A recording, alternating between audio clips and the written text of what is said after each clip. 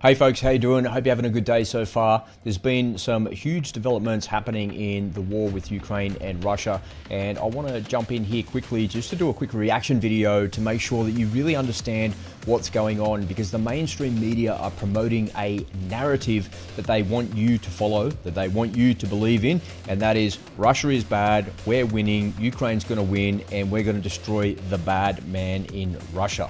The reality is very different on the ground, and the video that I'm about to show you is an interview with Rebekah Koffler on Fox News. And Rebekah, if you don't know, she wrote this book called Putin's Playbook. Her background is as a DIA agent, so she was a spook. She worked in the government for a long time, and her remit was Russia, so she knows what she's talking about. And watch as she pushes back here in mainstream media about us not winning and us not doing enough to be decisive to actually end what Putin is doing.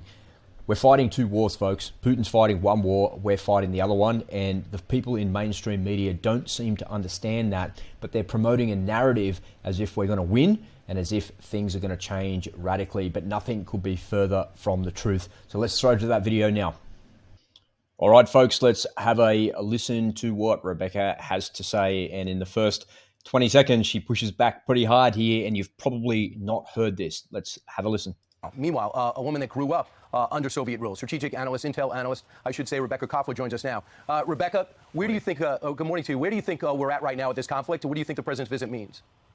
Well, where we are with this conflict is that even chairman of the Joint Chiefs, General Mark Milley, has admitted that there's no military path to victory for Ukraine. Did you hear that, folks? She said the Joint Chief of Staff, Mark Milley, said that there's no path to victory for Ukraine militarily. Are you hearing that anywhere in the mainstream media? And just watch as these journalists are hearing it for the first time themselves, and they're the ones that are supposed to be telling us what's going on, because no one's listening to the Pentagon briefings every day. And even if they are, the people in the mainstream media are certainly not putting that information out there. But the boss of the US military is saying that there's no path to military victory for Ukraine. What the hell? Intelligence analysis tells me this war is unwinnable. Why? It's because Putin's strategy is to outsuffer and outlast the adversary. Putin has assembled 500,000 of new recruits, 315 joining the fight right now, 150 in training camps. Okay, as you just said, Brian, this is typical Putin, typical Russia, just throwing bodies into the meat grinder. Putin also knows that there's fatigue right now in the United States and in the West, because the taxpayer is realizing that they've been being sucked dry, with 196 billion, as Lisa pointed out, and they just can't continue forever. And so this oop-de-doo strategy that President Biden just pulled off with his visit is not going to stop Putin. Putin is not afraid. So, folks, there she highlights that there's two wars actually going on. So there's two separate wars. We're fighting an economic war with ourselves and with each other, trying to supply Ukraine with as much weaponry as possible, and that all costs money, of course, but we're also supporting their entire GDP. Ukraine wouldn't exist as a country if we weren't giving them the money that they had. It would just cease to exist as a country altogether, but we're propping them up and we're holding them there in place. But Putin is doing the opposite. What he's doing is he's feeding hundreds of thousands of people into the training pipeline and bringing them to the front as the meat grinder. So what's going to last longer? Putin's human resources or our financial resources? That's the difference. Putin's not fighting on a financial front, because pretty soon here on our side, we're going to feel the pain of supplying weapons. We're going to feel the pain of ramping up production, and everything that we're doing to supply them, we're doing within the existing framework of what we've already got. There is no ramp up of anything like that. There's just scrambling around madly to try and supply the weapon systems that they actually need. But Putin is not doing that. Putin is scrambling around for human resources, which he sees as expendable, to throw into the meat grinder. That's why I say there's actually two wars going on. There's the war that we're trying to fight and the war that's actually being fought. Now, I'm not a Russia bro. I'm not on the side of Russia or on the side of anybody for that matter. All I'm doing is highlighting the hypocrisy of mainstream media. And when you stand back from mainstream media and you show people exactly what's happening by listening to, a minute 28 into an interview with one of the world's leading experts on Putin, we can see very clearly that we're not winning. He has a plan. I describe this plan in my book, Putin's Playbook, which you have. Biden completely failed at deterrence, failed at strategy, just schizophrenically throwing weaponry at Ukraine, hoping that somehow it's going to scare Putin. But unfortunately, it won't. Yeah, Rebekah, to your point, I think a lot of Americans, want to know, what does winning look like according to Zelensky? How much money is that going to take, and how much human suffering has to happen to achieve that goal? Here's what Zelensky stated repeatedly, what victory looks like to him. It's evicting the Russians from the entire territory of Ukraine. But is that feasible? It's absolutely not, because the Russians are entrenched, especially in Crimea. It's an existential outcome of this war for Putin and for Russia. And so it's just not feasible. So right there, Rebekah uses the E word, the existential outcome. So she's saying that the only way that the Ukrainians will say that they can win is by ousting them from the 20% of territory that they own. But the reality is, in order to do that, that then becomes an existential threat to Russia. And anything that means an existential threat to Russia meets the threshold for nuclear war. That's why this is an unwinnable war militarily for the Ukrainians at this point. They may have some tactical wins on the battlefield. They may even have some bigger strategic wins. But the reality is, if we in the West here and the Ukrainians by association become an existential threat to the Russians, they could quickly and easily escalate to the threshold of nuclear war. And this idiot on the screen here in the middle of these two people is testing the waters to see how far we can go, see how close we can go to the edge of the abyss with a nuclear conflict, for heaven's sake. Unbelievable. Feasible. And so somebody needs to realize that the strategy of just throwing weaponry is not going to work. Weaponry and technology do not win wars. Strategy does. And unfortunately, despite 10 years worth of signposts and every single piece of intelligence that we had back in the intelligence community, we had scores of wargaming predicting and going through this conflict and how it's going to unravel, right? And how it's going to unravel, it's going to ratchet up. If tensions are escalated, it's going to ratchet up all the way to a cyber Armageddon or nuclear Armageddon. President Biden knows that. There it is, folks. That's something that's never reported in the mainstream media. And Rebekah is reporting exactly what goes on behind the curtain in defense circles. So when I was in the military, you're constantly on exercise. You're continuously planning for a conflict. You're continuously planning for war. And in her department, in the intelligence department, they're constantly doing the same thing. And year after year after year, when NATO plays the opposing Red Force, meaning the Russians, and they apply the doctrine of the Russians, because it's well known, it's publicly available, when they apply the doctrine, when NATO goes up against Russia, it always ends in a nuclear Armageddon. And it always ends with Russia firing the weapon systems first. That's why NATO is not completely committed to this conflict. But now we're seeing a shift in the narrative in and around the NATO, saying that we've been engaged with them since 2014 when this first started. Jen Stoltenberg came out earlier today and said exactly that. But previously they came out and said that we're not engaged with them. All we're doing is helping our friends. Now, the British Prime Minister has also said that by July of this year, NATO should act as a security guarantor for Ukraine. So what does that actually mean? They're not part of NATO, but NATO is going to be their guarantor? What the hell? That means that if Russia attack Ukraine, then by association, NATO must go to its defense if we're the security guarantor. Does that mean that we're in a direct conflict with Russia now, or NATO is in a direct conflict with Russia now? That's what we're leading to, folks. And when that happens, the levels of escalation will ratchet up to the threshold of nuclear war. And that's what Rebekah's saying here. And this is exactly why he's not deploying forces into Ukraine. He's not sending F-35s into Ukraine. It's because he knows... F-35s are on the table. F-16s are on the table. You're going to tell me that this is...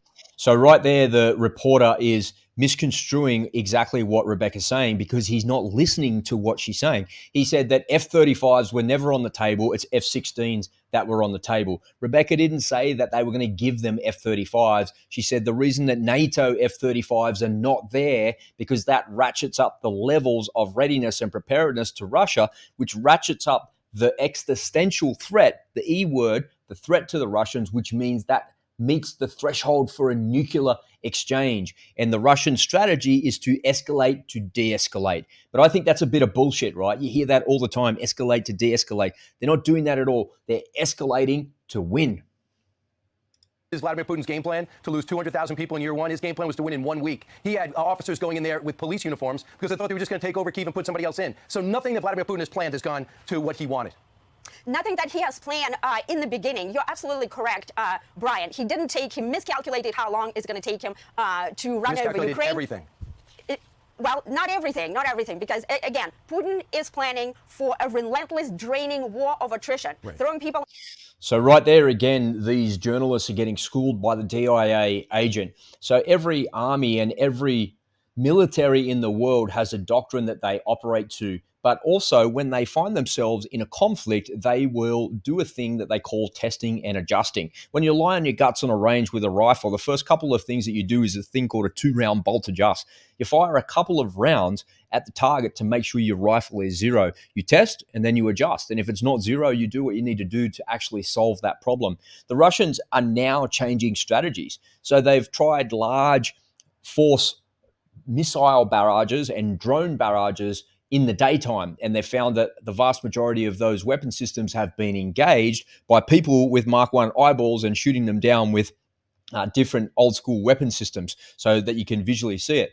But it's now known that the Russians are launching their cruise missiles and drones and they're hugging rivers and they're getting right down low. So it makes it really super hard for the radar systems to actually see. There's no obstacles in the way. The cruise missiles that they fire are traveling at low speed, so it's quite easy for them to fly nap of the earth and to get around all of the air defense systems that the Ukrainians have. They don't know where they are because they're mobile systems. So they have to apply some level of strategy to do that. And what they're doing is they're now firing the missile systems at nighttime and using nap of the earth tactics with rivers to make it very, very hard for these things to be seen on air defense radars. And Ukraine's a very big place. There's a lot of rivers. There's a lot of nap of the earth that you could actually do there. And that is something that will be effective over time. But these journalists fail to recognize that the Russians are adapting to what's actually going on.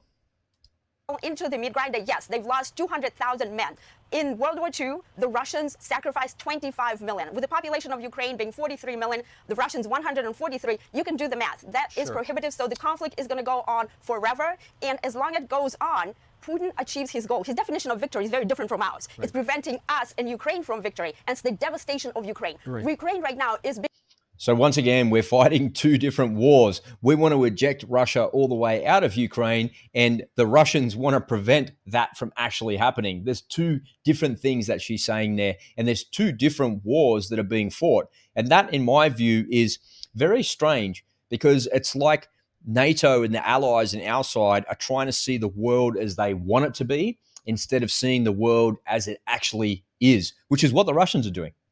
Been decimated. Its industrial base is destroyed. Its agricultural base is destroyed. It's ceasing to exist as a viable country because we are providing its entire gross domestic product, 196 billion, 200 billion was 2021 GDP for them. They're entirely dependent on us. And right now, the Pentagon is already telegraphing to Ukraine that this is unsustainable because we're doing our own review because our own weapon stockpile is depleting. Some of these weaponry is going to take 7 to 8.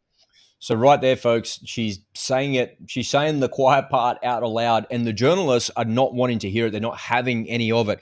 And if you listen carefully to the interview, they're just letting her go because they don't know what to say to what it is. So normally a journalist would interject and stop somebody once they've made their point, interject and ask another question. But they're completely failing to do that because they don't like what it is that she's saying, and they don't know how to react to what it is that she's saying. They're going to push back on her in a second. You will see.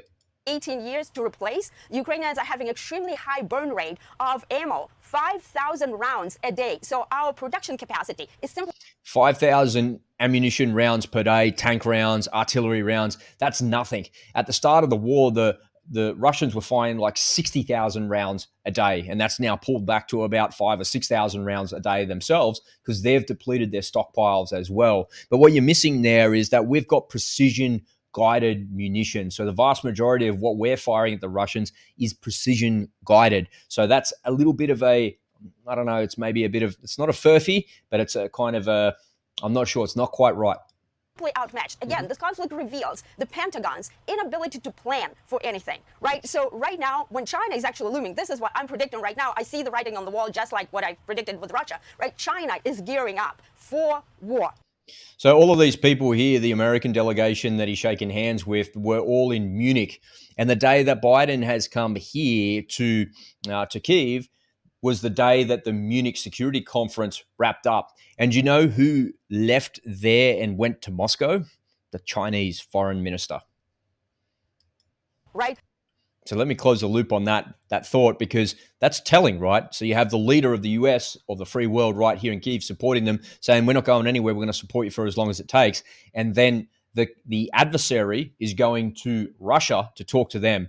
And it came out at the Munich Security Conference that they were talking about actually supplying lethal weapon systems. And the Americans suspect that the Chinese are already doing that. If they do supply that, Zelensky came out and said, if China and Russia pony up together and they become allies and they're supplying weapon systems to each other, that will be World War III. And I think we're already in World War III, but he's quite right, because you're going to divide it as an axis. It's going to be us versus them, and it will be a conflict of the scale that you just possibly could not fathom.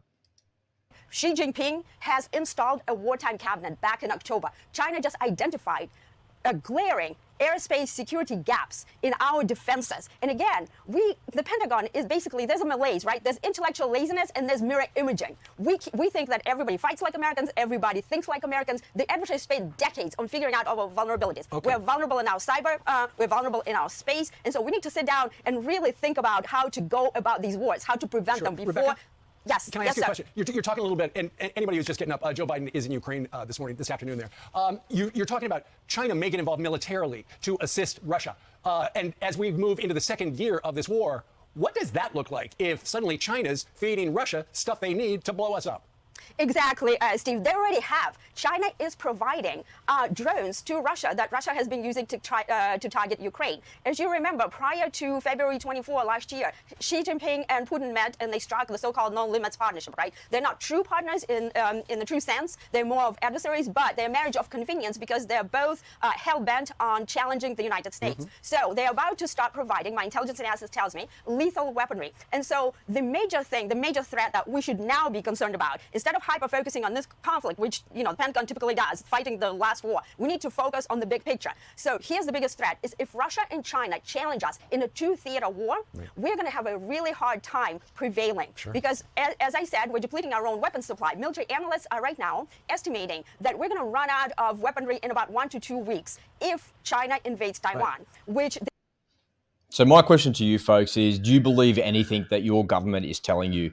These two people on the screen here, they're doing the best they can with what it is that they've got, but the pair of them, I don't trust it. I don't trust what they're saying. I don't trust what they're doing. And for me, it's actually, it's like these people are deliberately taking us to the brink of nuclear annihilation. These two people are going to get us all killed. That's actually what's going on. And every conflict in history has always ended with negotiation of some description, but there is no negotiating from the Russian side. They've said that clearly. And Zelensky has also said that there's no negotiating either. So there's no negotiating or anything like that. So what are the alternatives? That we defeat Russia militarily. And if we defeat Russia militarily, we're going to defeat their government and destroy their country in the process. Do you think Putin is going to allow that? No. So if we're not going to defeat them militarily on the battlefield, and even Emmanuel Macron came out and said that we should defeat Russia, but we shouldn't defeat them completely in their own home. It's like, we can't have it both ways. If they're committing their entire military to try and take over Ukraine and we destroy their entire military, their whole political system will be undermined and will come undone as well. So where does that leave us? That means that's an existential threat to the existence of the Russian state, which pushes all the way to the line of nuclear annihilation. So if we can't beat them militarily, and the Joint Chiefs have came out and said that, and we can't beat them politically because they won't negotiate with us, what's actually going to be the next step? The next step is going to be NATO is actually going to get involved with the NATO air forces in there, and then the Russians are going to get a bloody nose. They're going to get their teeth kicked in by the Air Force, and then that's going to move to an existential threat. And here we are at the threshold of nuclear war. So no matter which way you turn, no matter which route you turn, no matter which road you go down, you're always going to end up at existential threat and nuclear annihilation. The estimate right now, my own assessment, is going to happen during Biden's term. CIA Director William Burns warned us that by 2027, she already gave order to the military of China to get ready for war. She directly said every energy needs to be put in for that war. So two-theater war is something that I anticipate. Rebekah, what message does it send to China if we allow Russia to absorb Ukraine and don't do anything? So what China, the lesson that China is learning right now, Brian, no, is but that... just answer my question. If we Sure. just said, okay, take Ukraine, that's too bad. Zelensky, you want a vacation home in the Caribbean? Why don't you go ahead and take that? How soon do you think China would have taken Taiwan already? China would have taken it very quickly. Exactly. So I don't you have believe to perform. anybody advocates. So you're talking generally. You have to talk in the real world. In the real world, Russia. I'm talking in the real world, but Brian. Russia invaded Ukraine. Either we help Ukraine or we allow it to be taken over, and understand the ripple effect will be goodbye Moldova, which is already happening, goodbye Georgia, which is already they lost about 2 provinces, and then go ahead and start mounting troops on Poland unless they flip governments, and they've already started to infiltrate into the Baltic nations. At one point, we're going to be fighting over there. So either you back Ukraine to fight, or you just give Eastern Europe back to Russia, and that really doesn't. So right there, folks, is the mainstream narrative. So Brian is giving you the entire mainstream narrative in just a single soundbite there in about 30 seconds about why we're actually there. But is that really why we're there? The longer this goes on, the more I think that that's actually not true. We had an opportunity at the start of this war to come out, and we know that now, that Boris Johnson went to Zelensky right at the start of the war, and he said to him, there is no negotiating. We will support you. And apparently there was a deal on the table already. That's come out now, and that's been admitted to as well. Nord Stream as well, because the Americans were worried that the Germans were becoming far too reliant on Russian energy, and they're ponying up with the Russians because they're able to take the energy the Russians would get this. They're even taking the energy the Russians were giving them, repurposing it and reselling it back to the Russians. And the Russians said, yeah, no worries. That's all good. That's part of doing business. We can do that. We're not objecting to that. And the Americans came out at the very start of this conflict and said, if you invade, there'll be no more Nord Stream. And now we know that the Americans blew up Nord Stream. And where do you think the Germans are getting their gas from? From the Americans. So is this really about Ukraine? Is this really about destabilizing Russia? Or is there something else going on here? Can go well. 2 points. First, with all due respect to you, there's a logical disconnect in your argument. On the one hand, everybody is saying how tactically incompetent Russia is, how it's losing. How in the world do you think Russia is going to attack Poland, which is a NATO country, which automatically will trigger Article 5 collective defense? They'd wait a couple of years, they'd rearm, they'd wait a couple of years, they rearm, and they would go. Do I think they'd be successful in Poland? They would just grind it out again by your theory. And that's what they would do. It's not suicidal. There's no... She's just laughing at it because she's been on the inside on those exercises. And when Russia do attack Poland, sure, they get their teeth kicked in. Sure, they get a bloody nose. But every single time without fail for the last 50 years that those exercises have operated, it always ends up in a nuclear exchange where the Russians fire far more nuclear weapons at us than we have, and they completely annihilate us. That's why this is not going on, and that's why Brian doesn't know what he's talking about, because he's never been on the inside of one of those exercises and to see how badly it actually ends for us. No intelligence, Brian, and I spent my intelligence career on this guy. Putin so he'd is stop in very Ukraine? rational. He'd stop in Ukraine? Okay, here's my assessment on what Putin would potentially agree to if we were to put a peace plan on the table. He would agree to keeping the 20% of Ukrainians' territory, Kherson, Zaporizhia, Donetsk, and Luhansk, which is pretty much the Donbass region is the industrial base, plus Crimea. Right. So if we were to ever recognize, which give we up won't, the country. we Give won't. up the, yeah. Rebekah, not the country. So I find it really interesting that Brian Kilmeade there is kind of throws up his hands in disgust, like, yep, just let him have it. We should fight.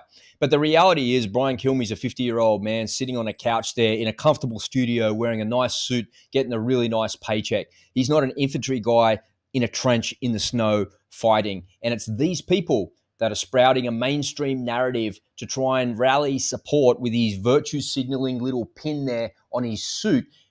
But he's never, ever going to go and fight. He's never, ever going to pick up a rifle. He's never, ever going to be on the front line. But he just says, nah, don't give it up. There's no negotiating. We shouldn't let him win. We shouldn't do that. But at whose cost? Not at his cost, not at the cost of his children, not at the cost of his family, not at the cost of anything like that. And I find it really arrogant that these people sit in studios like that and they've never been on the front line. They've never picked up a rifle themselves, and they have actually no idea what they're talking about. 20%. The most industrious part of the country. Just give it up. Exactly. So we should just give Texas to Mexico, and But don't if they want it, parts of the Donbass region and then also Crimea as well. it was a contested, it was a contested region. But the Crimea. So now they're being really super condescending to her, and they're being condescending to her because they disagree with her. So the way that they smear her and get rid of her, even though she is a senior defense intelligence analyst, she's been on the inside and spent her entire career looking at Russia and looking and analyzing Putin and supplying briefings to the senior leadership in the US military. Now they're just mocking her, and now they're making fun of her because they don't agree with her. And that's what mainstream media is doing. This is the narrative playing out in front of you, folks. The region is more of a vacation spot. That's debatable. It never should have allowed it to be taken, having said that. But to give up 25% of the country because they want it and think it's going to stop there is crazy. Well, I'm not advocating that. We gotta go. I'm just telling Rebekah, you the reality. Thank you for joining us. Rebekah, of course. Thank you for having me. Thank you so much. Appreciate it. So again, really dismissive at the end there, and really like, all right, that's it, we're out of time, bad luck. That's all you get to say. Get out of here. This is my show. And he's really, you could just tell, look at his body language. His shoulders are slumped, his hands are in front of him. He's just like, ooh, his face is like drawn like that as well. You can tell his body language just completely disagrees with absolutely everything that she's saying. But they want to spend billions and billions and billions of dollars in military aid, throwing money at something, fighting a war that's completely different to what Vladimir Putin is fighting. I wanted to show you that video and do a little reaction to it because it really highlights the mainstream narrative, and it really shows you actually what happens when somebody pushes back on the mainstream narrative. It's kind of like an electric fence is the way I describe it, right? You can see the fence, I can see the narrative, and Rebekah went right up to the fence and she put her hand on it. She got zapped. Like that. She got zapped by these people who just dismissed her in the end, who just kind of mocked her in the end and said, oh, well, if Mexicans want to invade, maybe we should give them Texas.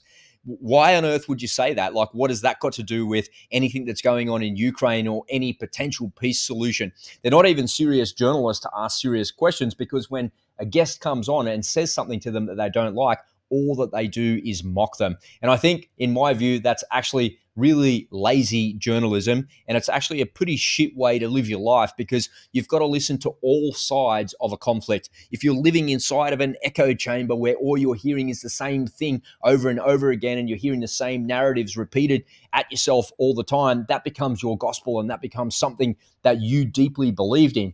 But if you're not willing to step outside of yourself and hear another point of view or see another perspective, how are you ever going to find a resolution? And that's part of the arrogance of this mainstream narrative, and certainly of these journalists here on the screen. All right, that wraps it up. If you like this video, there's some more videos right here.